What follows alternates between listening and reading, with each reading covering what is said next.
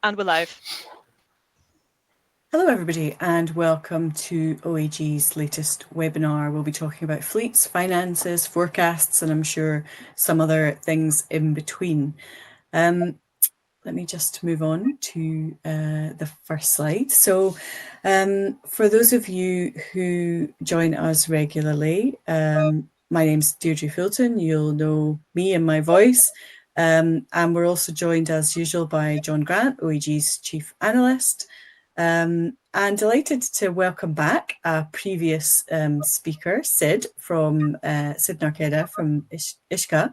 I think it might have been back in late 2022, Sid, maybe when we last had you on the webinar. But welcome back. It's great to have you with us, and we're looking forward to hearing from you today. Thank you. Great. Okay, so let me just tell you what we're going to be talking about today. So there've been some big announcements in the last couple of months on some aircraft orders. So that prompted us to start thinking about what is that going to do to the global fleet? How are orders evolving? What's driving that? Who's leading growth? And that kind of leads us back to, we've been talking in the last few months, it probably feels like the last few years, about the challenges the industry faces, and they continue. And our minds have been exercised, certainly recently, about supply chain delays.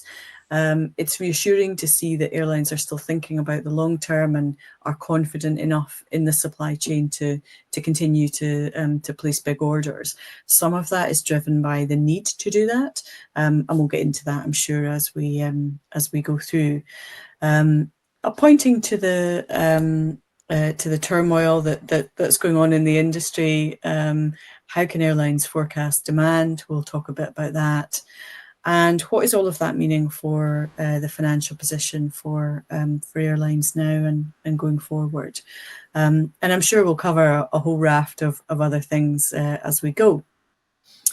Let me get started then with the first slide, which for those of you who listen in regularly, you'll know we always start at the top and go down then into to talk about our subject matter.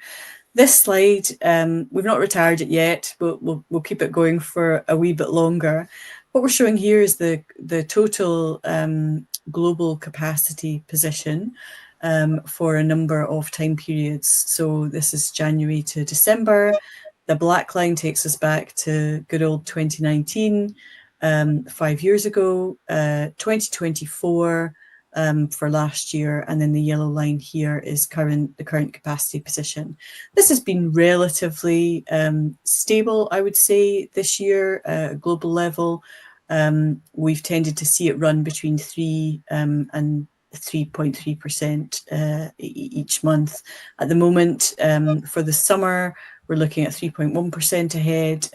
For the year to date, January to May, we're slightly higher than that, 3.3%. And John, here's your favorite line. Here's where we would have been if that 3% growth had ticked on top of 2019 for the last 5 years. And we'd had no aircraft shortages, and we'd had no supply chain issues, and this, and ATC, and etc. Yeah, it's do you know, in some ways we're very lucky that we're not on that line, Deirdre, because would the demand be strong enough across the globe to actually support that amount of capacity? So, you know, I smirk when I hear the frustrations of the airline CEOs and the CFOs talking about supply chain challenges, etc., which are very true and extremely frustrating. But the other side of that is, you know, the last couple of years, we've seen some exceptional results where capacity discipline, be it forced or unforced on them, has resulted in some pretty good returns for those airlines. And it's, you know, I think it's always fascinating as well that there are some airlines that have been extremely profitable, and it makes you think those airlines that have not been profitable in 2023 and 2024, what chance do you stand when this industry inevitably hits another economic downturn cycle, as it will do, because it always does. Yeah, Yeah, absolutely. Spot on. Having said that, there's a bit of optimism, I think. If we look at, let me just go back to the deck.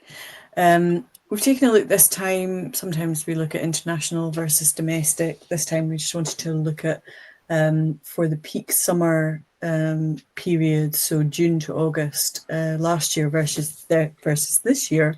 How are those top 20 country pairs looking in terms of their capacity position?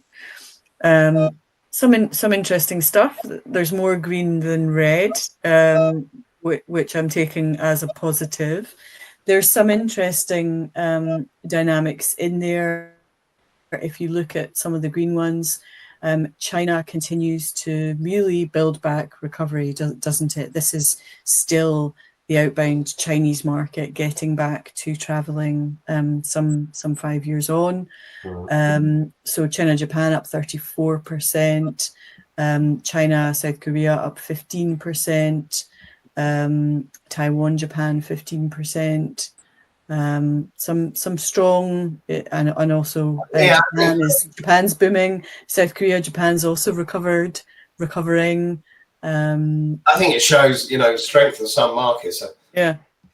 Spain is just going gangbusters in Europe. I mean, it's it benefits because it's got a very big established domestic market, and it has two major sets of islands that need to be served as well.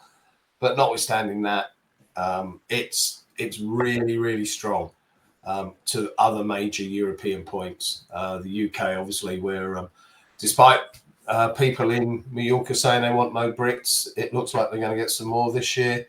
And if you look at Italy, Spain, that's another big example. So that's quite strong. And Italy recently has shown its strength. Italy, UK up 5%, France, Italy's down, but that's perhaps no great surprise given what's happening in France at the moment.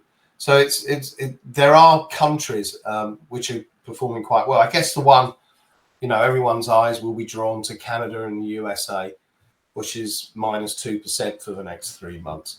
But that's, one of the challenges that we've got to recognize is if there is a downturn in consumer sentiment, whatever you want to call it, then the airlines at short notice have little room and flexibility to move capacity elsewhere.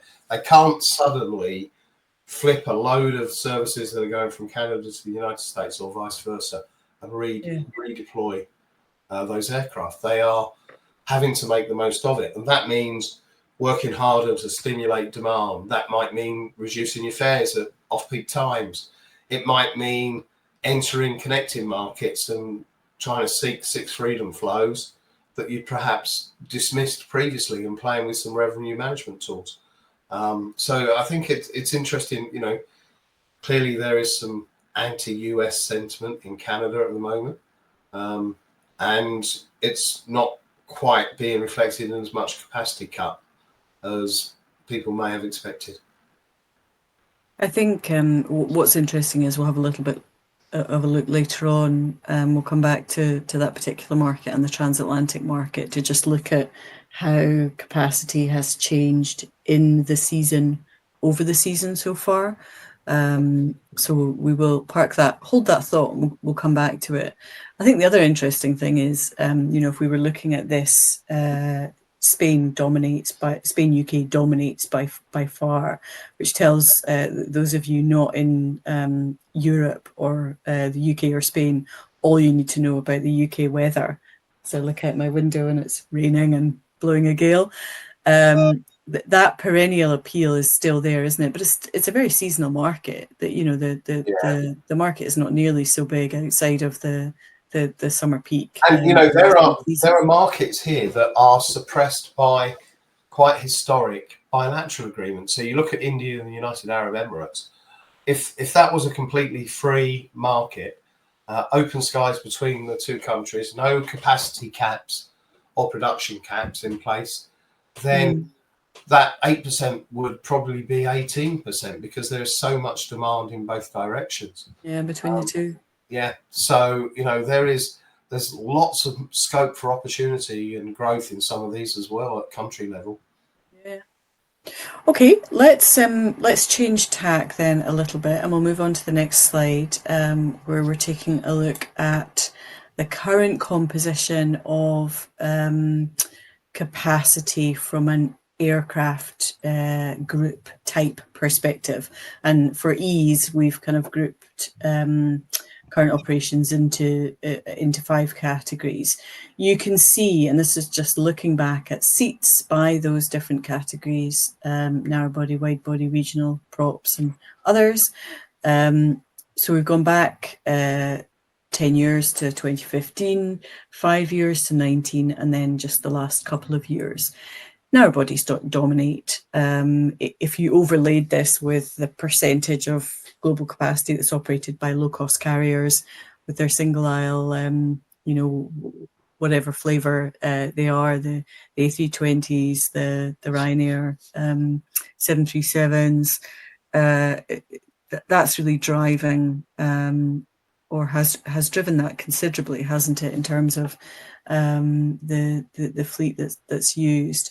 Wide body is next largest, and you can see actually, if we just look at the snapshot of how that breaks down in percentage terms, narrow bodies were almost 70% in 2015. They're now 76% of the market. So it's kind of interesting when, you know, we know that some of the big orders, and we'll come on to that, recently have been for wide bodies.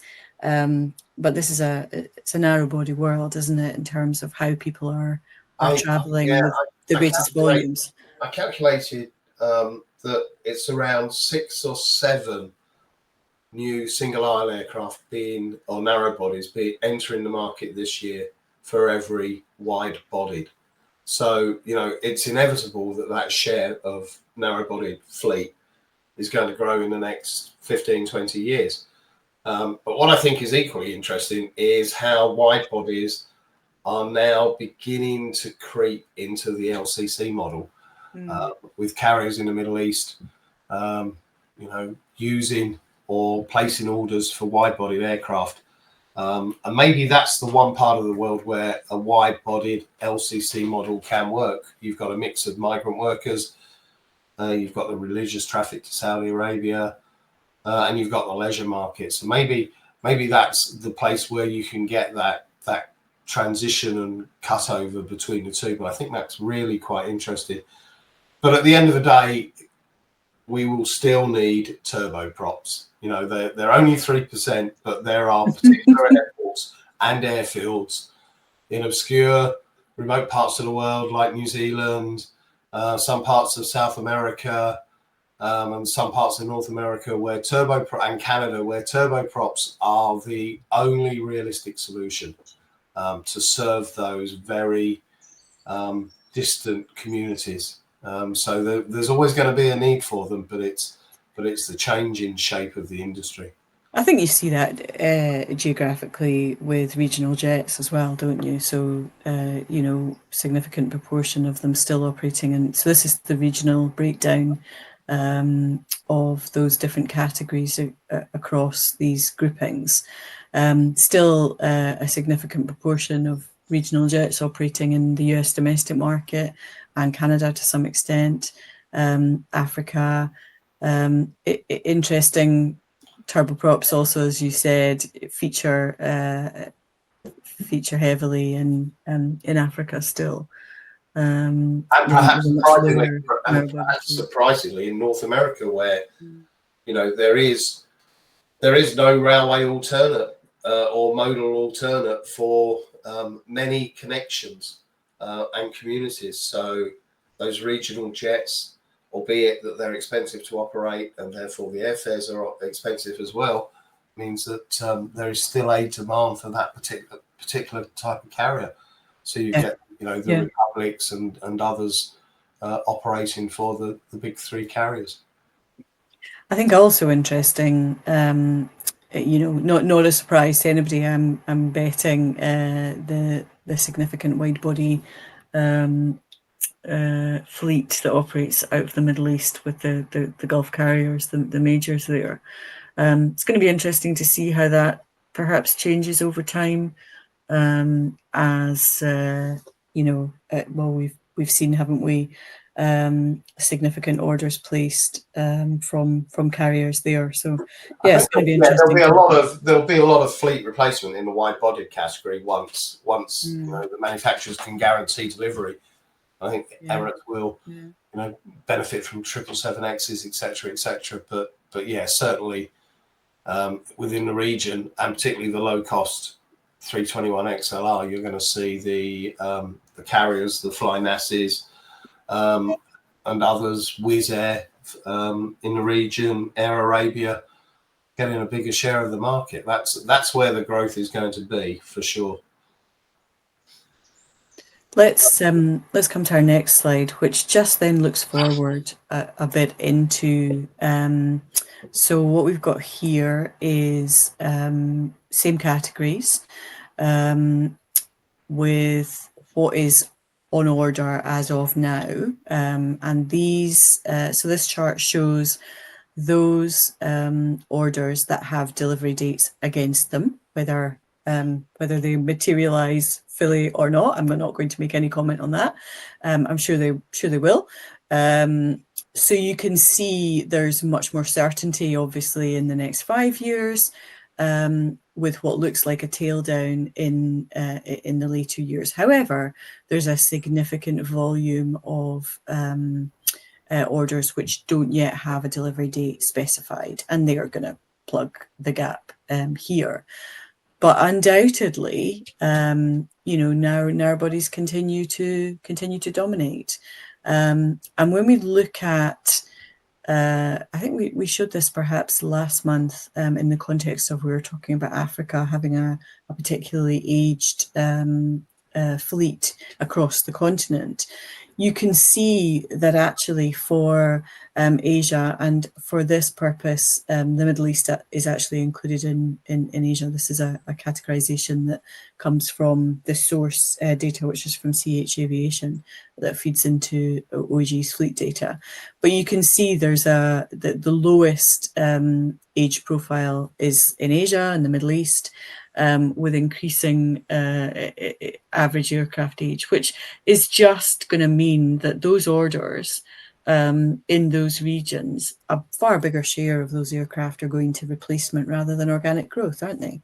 And that reflects, I guess, the market and where the market is. Yeah, I mean, it's interesting. I mean, there's if you look at Oceania, and that's essentially Australia, New Zealand, and the Pacific Islands. I mean, I was slightly surprised that the average aircraft age is 18 years. But then recently, reading some stories, Qantas deferred some aircraft orders, etc.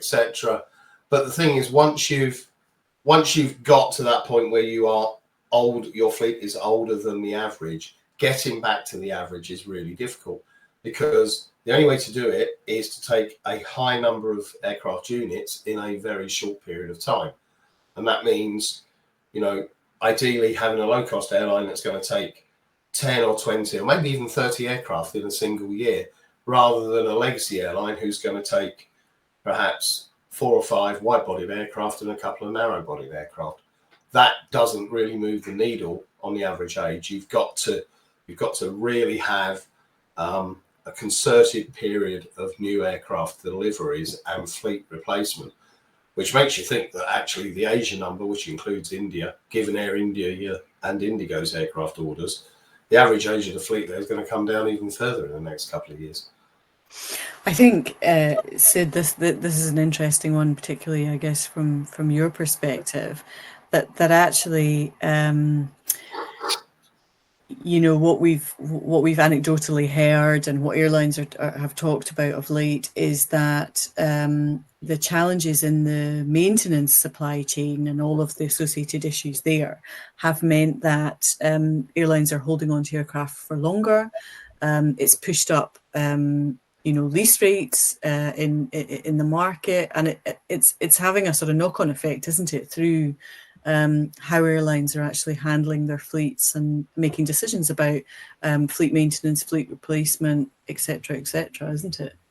Yeah, I mean, because of all the supply chain issues, and just delivery delays. Airlines are having to operate or retain their older aircraft for longer, so that's had an impact on lease rates of previous generation aircraft. So and it's affected airlines' own results as well. So we'll see that in the upcoming slides. But it's been both a positive in terms of coming out of the pandemic with the whole pent up demand and just people's willingness to travel, but at the same time managing some of these challenges has also affected some airlines more than others. Yeah, absolutely. Some interesting questions that I think we'll come to over the course of today. I wanted to I've got one more slide I want to show on this particular segment, and it was really just to illustrate that point that that you were making earlier, John, about if we break out the Asia orders and just look at Asian countries. We've removed the Middle East countries from here for now. You know, again, no big surprise really that you've got India leading there in terms of the Indigo story and the Air India story and the significant growth that's expected. And this is orders in terms of now into the future. It's not just a sort of point in time. Vietnam is in there as well. So you know, referencing that point you made earlier, John, Indonesia also significant order book to come. I guess predicated on a whole range of things. You know, these are Indonesia has a significant population and is targeting itself with being the fourth largest global economy by 2040, I think was the aspiration there. Vietnam has a considerable population, 110 million people. So some significant country markets to watch in terms of growth that's to come. But how, you know, this is I think where we all get excited and we think, oh great, the markets are growing rapidly. Look at all these aircraft orders. Yes, some of them are fleet replacements, but in this part of Asia, most of them are new aircraft. But when you look at it, you think, how on earth are these going to be profitable? Are the airlines going to be profitable with these developments? I mean, you take Indonesia as an example, aspires to be the fourth largest aviation market in the world, and it has all the ingredients to be the fourth largest market. You know, it's got an emergent population, it's got lots of islands. There aren't other modal forms of transport that work really well or efficiently, etc., etc. Big religious flows to the Middle East that will grow and grow and grow. 500 plus aircraft orders, current airlines unprofitable. So does 500 aircraft make them profitable? No, it won't do. You look at China. To my point earlier, you know, the Chinese airlines' profitability in the last 3 or 4 years has been appalling. When everyone else has been making millions and millions of dollars amongst the big carriers, they've been failing. And if that's the case, then what's going to happen with these new aircraft? Is it going to make them profitable, or are these continual extensions of government's economic policies going to be allowed to continue to operate unprofitably? It's a dilemma, and this is in the good times. What about when we hit some slightly more turbulent times? Yeah, that's an interesting conundrum, isn't it? If we look at so who's driving that growth, and we've talked about some of the carriers. What we're showing here are the top 20 largest orders by carrier. So just slicing the data in a different way. Again, no big surprises. You've got Indigo there leading in terms of absolute volume. United, some of that is about fleet replacement, isn't it? But some of it is growth. Similarly, Southwest, I think their average fleet ages are pushing up a little. But there are some interesting dynamics in here, and someone's asked us a question about, you know, what about that trend of shift from A320 to A321? And this is a slightly different take on it. The question was specifically about what will that do in terms of allowing airports that are constrained to maximize capacity? But for a carrier like EasyJet, those orders reflect a game changer, a strategic change for them. There are some airlines that in the next couple of years are going to benefit from one-off opportunities.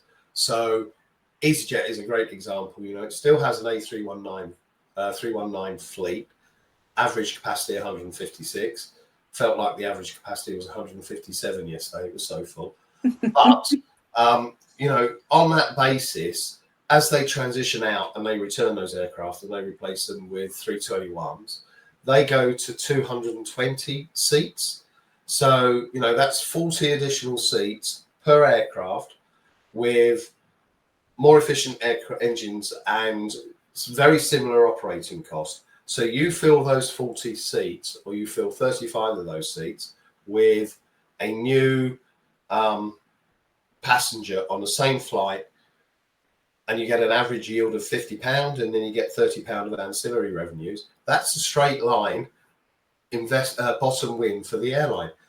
Some of their competitors like Ryanair and Wizz Air are already at that point, so they can't replicate that. Yesterday, another big example, Southwest Airlines started charging yesterday for luggage. Until now, if you put a bag down with Southwest Airlines, it was free of charge. As of the 1st of June, it's $45 per passenger. Wow. They carried, I think it was 45 million passengers last year. If only 10% of those people put a bag in their hold and they pay $45, that's a $652 million revenue uplift straight to the bottom line without doing anything. Wow. Without doing anything. And you look at the airlines now, who are the legacy airlines, who are transitioning out and adjusting the configurations on their aircraft. And someone's asked about the US market and the transatlantic. All of the major US carriers will be out of first-class transatlantic capacity in the next 18 months. And instead, they'll be offering, you know, business select, Polaris, whatever they want to call it, and filling that space with more and more business class seats, because that's another immediate revenue benefit. Most first class passengers are freeloaders, frequent flyer redemptions, or friends. Did you say freeloaders? They are, you know. That might be a first on an OEG webinar. Have we ever used the term freeloader? And there are things happening in the market now that are significant changes in the way it will look in the future. So I think it's fascinating. And Emirates, of course, it's 100% wide-bodied order because Fly Dubai's got the narrow bodies. Yeah.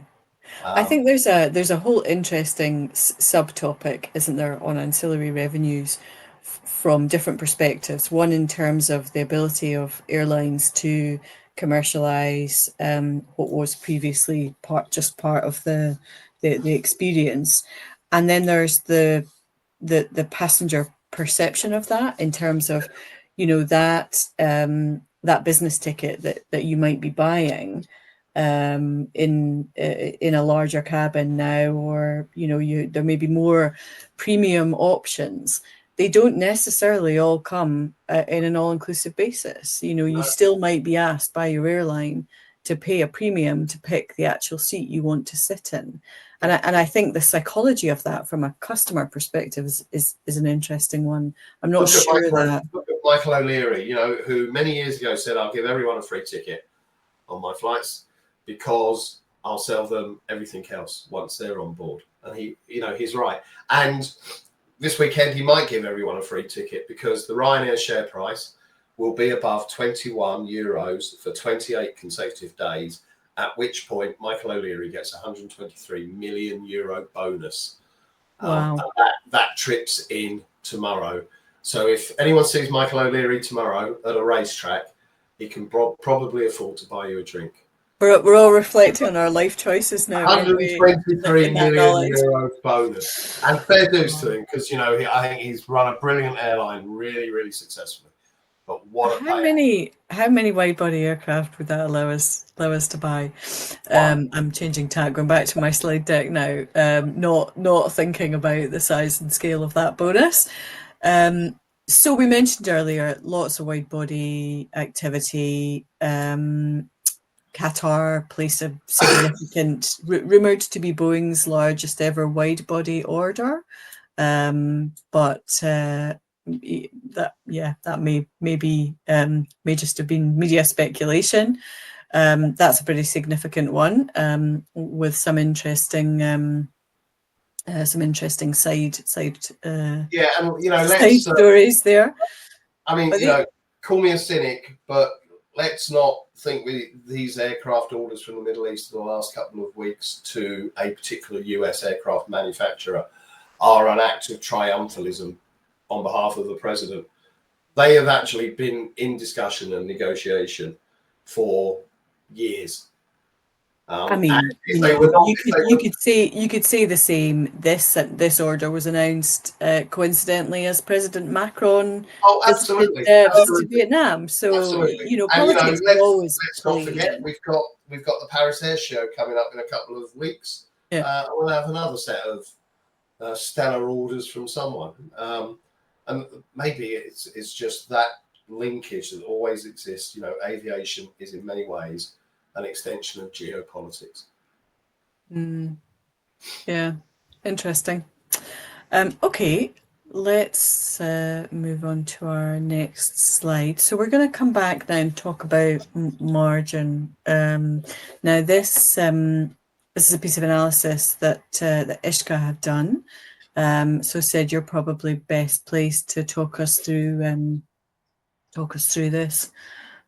Yeah, sure. So as John alluded to earlier, airlines have made a lot of profit over the past 2-3 years emerging from the pandemic.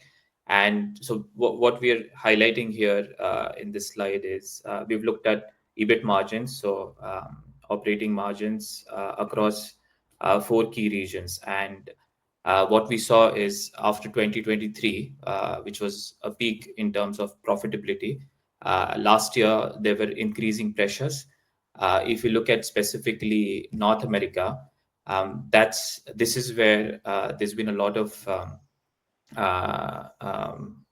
or more media coverage in terms of the LCC challenges that the airlines have faced there, and they're also been affected by supply chain issues. So as I mentioned earlier, having to operate older aircraft or aircraft not entirely suitable to their existing fleet, in some cases being overstaffed than they had planned for. All those things contributed to weakening margins, and we also saw some pressures coming from the top line. So yields and because of overcapacity, generally, if you look at that green bar, which is the 2024 numbers, that has been down compared to the previous year. Likewise, if you look at Latin America, here there is a lot more positive story. And as you'll remember, most of the airlines, and in fact now with Azul filing for Chapter 11, that covers pretty much all the major airlines now been through Chapter 11. So that's reflecting in the results there. So clearly, having been through that restructuring process during the pandemic, margins are up, and airlines generally have benefited from. The region presents significant potential. That has always been known, but the airlines have been negatively affected previously by currency, which is a major challenge. But for now, they've made money on those increasing money compared to before the pandemic. But again, given what we are seeing in terms of geopolitics and tariffs, particularly Mexico, there remains some vulnerability there. If you look at the top right-hand corner, which has European margins, again here the situation is we saw some softness, particularly in the first half in Europe, but it was not as stark as US domestic market, and airlines continued to make decent margins, especially in the second half as fuel prices also became favorable. And finally, if you look at the Asia Pacific market, and John, you mentioned about China, and indeed after the region as a whole was more affected by the COVID-19 pandemic, and it just was slower to recover compared to other regions. So we did see significant traffic recovery last year, and of course trends vary.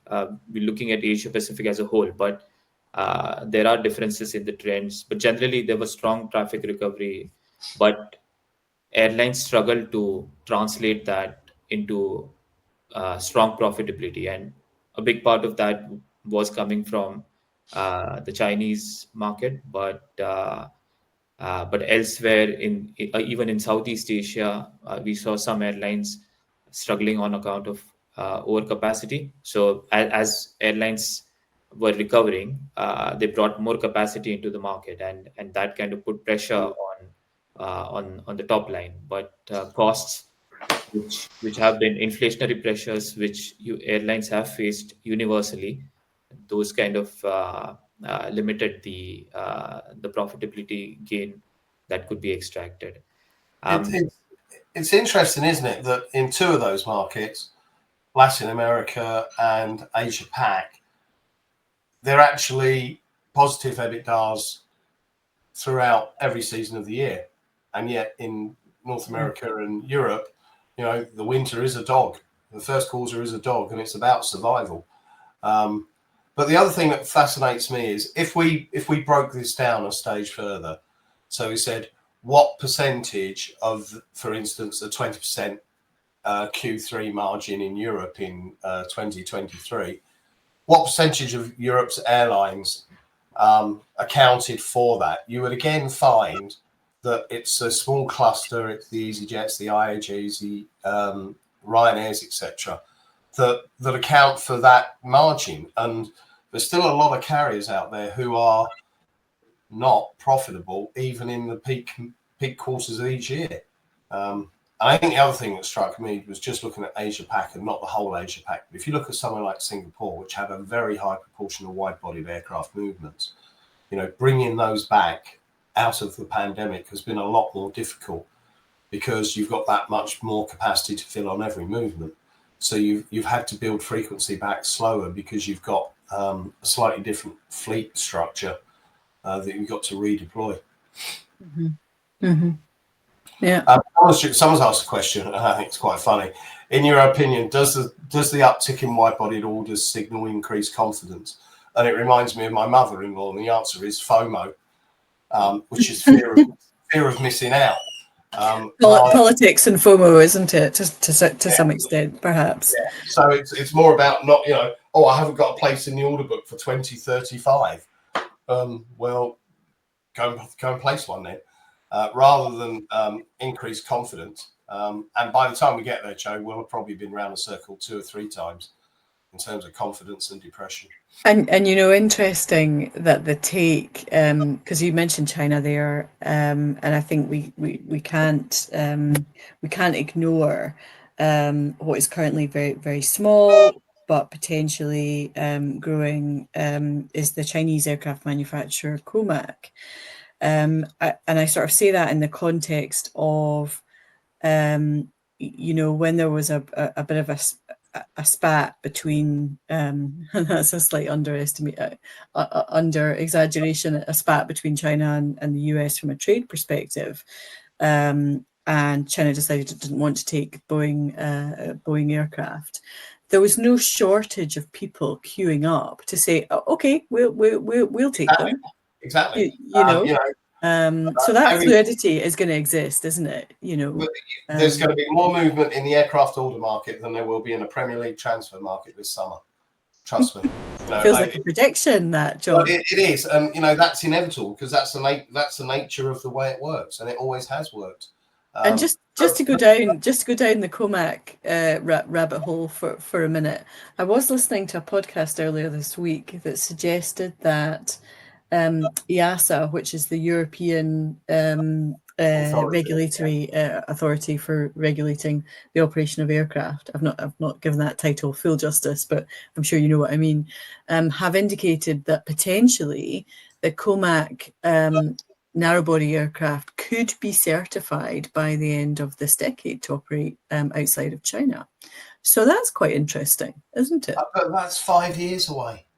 Yeah, but we're talking long-term orders, aren't we? Let's not kid ourselves. It has a high proportion of Airbus components in it already. So there's things like that. But that's a long way down the road. And for someone to, I think when it's all blew up, didn't someone say, I think it was Ryanair saying, we'll get COMAC aircraft. No, seriously, I think it was an Irish joke. Well, we'll see. Yeah. Right, okay, let's, conscious of time, let's come back to the slide deck, and said you've got another one just talking to us about the debt position for a group of airlines based on some analysis that you've done. Yeah, so these are the two main. So from a credit perspective, you've got margins, and here we've got leverage, or gearing. So here, what we're looking at is how the this particular ratio has evolved over the course of the pandemic and compared to pre-pandemic. So clearly, as it is visible, the level of debt has come down compared to the highs of the pandemic, which again at that point liquidity and increasing cash was a main priority for airlines. But since then, we've seen airlines repay a lot of that COVID era debts. But the key thing here, and it's the context that we're trying to set here as we move into 25, where we see some challenges on the horizon. So the debt levels, although are down compared to the peak of the pandemic, they are still relatively high. And we are still, again, in terms of interest rates, they are down from the peak of a few years ago. But it is still relatively high compared to the pre-pandemic days. And given what we are seeing now with the trade policy changes, there is some risk that there might be an impact on inflation again, and so on. So that's why we like to always highlight this particular ratio. So, Sid, what you're saying is it's not a matter of the light at the end of the tunnel, but there is a light in the tunnel, and it's coming towards us at some point. Yes, you can put it that way. And again, we've averaged it out across the industry. There's some airlines that the stronger airlines that certainly are in a very strong position, and their balance sheets are very healthy. And as a legacy of the pandemic, we still have a lot of airlines, especially the major airlines, holding very strong cash reserves. So certainly that's probably a lesson from the pandemic, to have bolstered cash reserves, and that remains the case even now. So airlines do have mitigation if there is any downturn. So there are two questions then for me that in quite different areas that come to mind. Someone's asked a question about what the comfortable level for an airline would be to aim for in terms of their net debt to equity ratio. What where would an airline ideally want to be? So ideally, from a credit perspective, the lower the debt as a percentage of their total capital, the better. so it's generally 2 times their equity, where we see, or less than that, where we see it as healthy. If you look at the IGs or Ryanairs or EasyJets, Southwest has a net cash position, so they've got more cash than debt. So there is clearly, the stronger airlines tend to have a balance of debt and equity, but some of the startup airlines or LCCs. So I think there was another question maybe on how do we calculate net debt. So it is a combination of balance sheet debt and also leases. So that those are the two main aspects or components of debt which we do take into account. So it is generally that level of two times of equity, which is considered, or less than that, which is considered healthy. Okay, thank you for that. And you mentioned startup, so I think that gives me license to ask the question that someone else has asked about how do. It's always going to be challenging for a startup. There was a big splash in the news not last week, I think the week before, with Global Airlines, who have launched on the basis that they're going to be an all A380 operator. In the current market, how does that work? How does that play out? Very badly. It's not their aircraft. 2, they're not in the major distribution systems. Their operation doesn't have the necessary resilience. They're operating on some of the biggest flagship routes in the world, where legacy airlines are not going to let them eat even the crumbs at the table. So the first experience apparently was not very good. And, its cost base is just wrong. It's very difficult for, I empathise for anyone who wants to start an airline, because you have to get to a point of critical mass really, really quickly. And that means multiple aircraft, multiple destinations. It's not going to happen, I'm afraid. Okay. After that little interesting diversion, a technical question for you, Sid. I'm assuming we've been asked the question whether the debt to equity accounts for the implementation of IFRS requirements, where airlines had to restate their debt equity. Yes, the short answer is yes. IFRS is lease accounting, and they have different names across different markets. But yes, leases are taken into account. I won't pretend to know what that actually means, but good that we know. You're sounding quite knowledgeable then, Deirdre. Oh, okay. Helpful questions from our audience. Okay, so one final slide from you, Sid, and I'll go back to the slide deck. That might be helpful.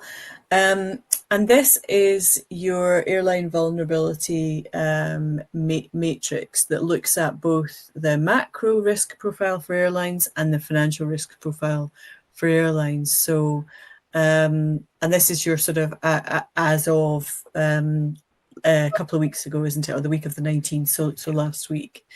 In some interesting positions there again, maybe that some will not be a surprise to some carrier, some in the audience, some perhaps worthy of some explanation.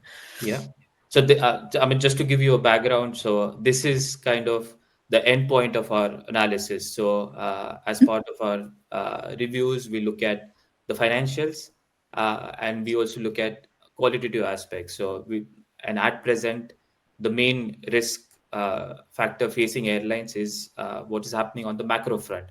And we've tried to bring that together in this matrix to give this at a glance view of where airlines maybe are spread out in today's spectrum. So this is just a selection of airlines, but generally, and John, you asked this question, there's no airline in that extreme left-hand section.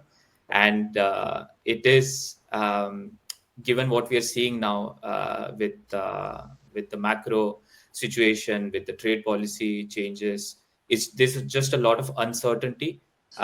It's too early to say what what the net impact of that would be. But we've seen the US airlines, or in the US market particularly, consumer sentiment negatively affected, and maybe even the domestic US air traffic particularly having an impact because of the uncertainty.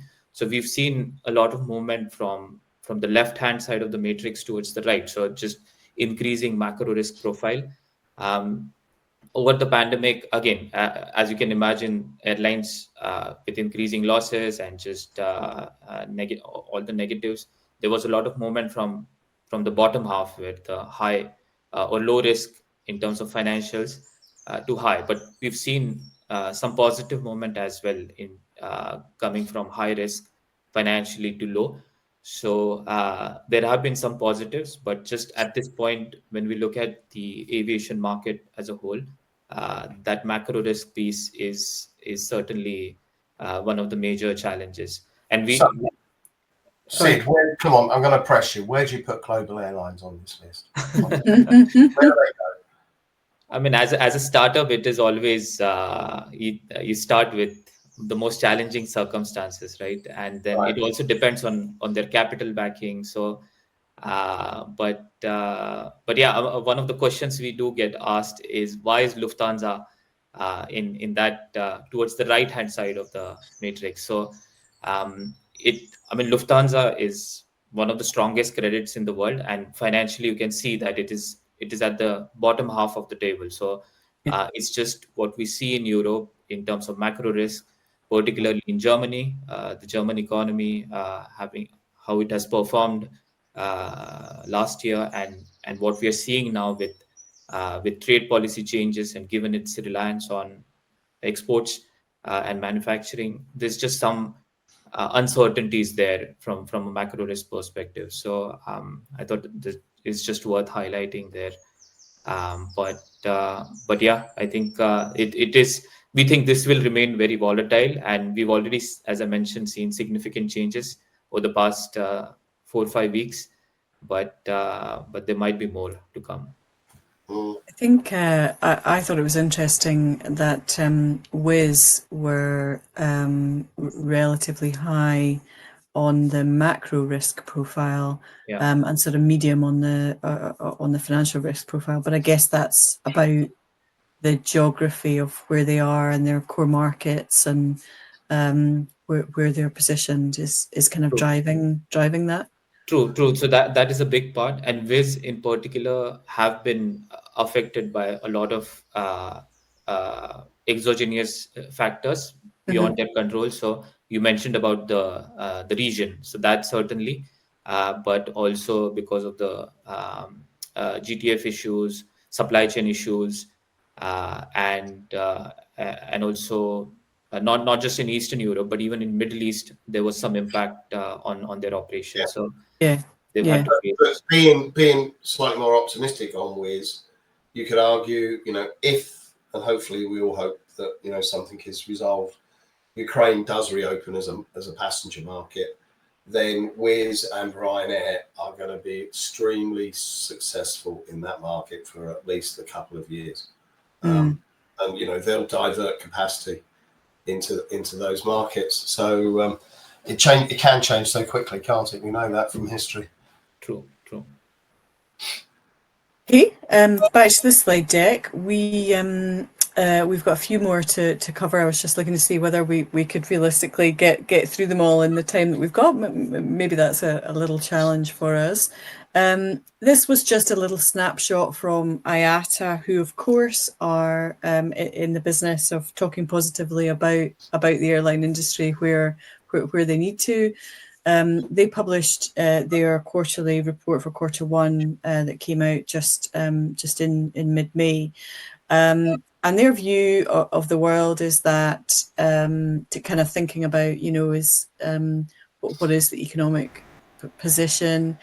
It feels, if you follow the media, read the headlines, engage with what's happening, it feels like we're in turbulent times. And it felt for a while there, I think in April, certainly, and to some extent the beginning of May, that the goalposts were moving all the time, driven largely by what was going on in the US.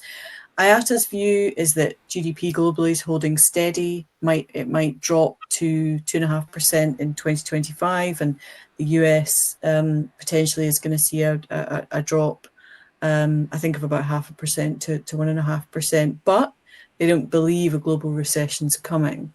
And they sort of illustrate, in their analysis that actually services account for a much bigger share of the global economy than trade. I think it depends what lens you're looking through, doesn't it, and what part of the market you're sitting in. But the interesting. This is a membership organisation, so we're always going to look through that lens that has the greatest degree of rose tint on it. But I think the interesting thing that I took out of it is that, from thinking about the margin perspective that you talked about, Sid, and that we could see that margins have softened. Oil prices are currently really, really low. So even from Q1, the position just a week or so into the month, price per barrel was down to $64 a barrel. Now, there's just a back of an envelope calculation about taking average daily consumption of just under 7.5 million barrels of oil a day. That's a considerable saving. Yeah. Now, we know some airlines are hedged and, they don't benefit from the savings necessarily, but sort of taking it at its broadest perspective, this has to create a more favourable environment for airlines, doesn't it? And perhaps help to counter some of the uncertainty that we're sort of seeing ripple through the market. There will be some. Go on, Sid. Yeah, no, I was going to say certainly fuel is one of the main consoling factors, and how it has behaved over the past 6-7 months. And what we are seeing in terms of outlook, again, fuel tends to be, it is very uncertain, but looking at the supply situation in terms of crude oil and what we are hearing in terms of production from the OPEC countries and the demand for oil coming from widely across the world, but particularly China and the crude oil inventories, etc., all suggests that fuel prices might remain favorable in the near term. So, which is certainly a big positive for airlines, as if there is any major challenge on the top line. And to that, I would also add what's happening on the currency front. And again, how the dollar behaves has a big impact on non-US airlines, particularly. And past 2 years, dollar has been very strong, but that has also changed this year with the euro, the yen, the sterling, all having gained versus the dollar. So those two are kind of the big consoling factors we see from an airline point of view. And I think that benefit will be seen by airlines in different parts of the world at different times. So the US carriers, where the market is, or consumer sentiment is a bit soft, they don't tend to hedge. No. So they're immediately seeing this benefit now. Yeah. European carriers may be carrying a bit of pain because they hedged above some of these rates. Yeah. I just wish I'd seen the benefit of the currency, the dollar falling a bit when I was there in April. It didn't feel like the dollar was depreciating in any way, shape, or form at all. So anyway, we have 2 minutes left. We've got one more slide we'd like to just cover. And this is really just a nod to, there's been a lot of press about the ATC situation in the US in particular, although there was also an outage last week, the beginning, I think, of last week in Orly. And these challenges, which are both sort of manifesting out of resource constraints, and we've talked a lot in this series of webinars about the challenges of having skilled resources, but also having the right technology and software and infrastructure in place to maximise the use of airspace. These are beginning to cause headaches, aren't they? The lack of investment in either resources or technology is starting to cause or continue to cause operational disruptions right across the West from an aviation perspective. Yeah, and they're not going to go away in a short period of time at all. You know, what we haven't had yet, touch wood, is any severe ATC dropouts in Europe or weather-related issues or, oh, it's July, I need to take industrial action and have a few days off type events. But, you know, we're operating at maximum capacity within the Eurocontrol region. We can't afford to see anything like that happening.